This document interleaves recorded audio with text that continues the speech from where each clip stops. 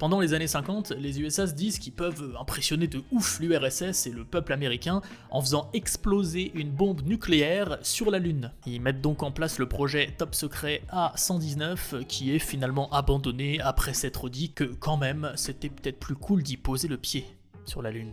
Février 1516, l'explorateur Juan Díaz de Solís, qui travaille pour le compte du roi d'Espagne, arrive à l'estuaire du Rio de la Plata à la tête de 3 navires. Il décide de remonter avec plusieurs de ses hommes le fleuve Uruguay pour repérer un lieu idéal pour une prochaine colonisation, voire même pourquoi pas un lieu très riche en or. Sauf que, pas de bol, ce qu'il trouve c'est une tribu locale, apparemment cannibale en plus, qui décime quasiment tout le groupe, Juan de Solís compris. Apeuré, et on les comprend, le reste de l'expédition est rentré direct en Espagne.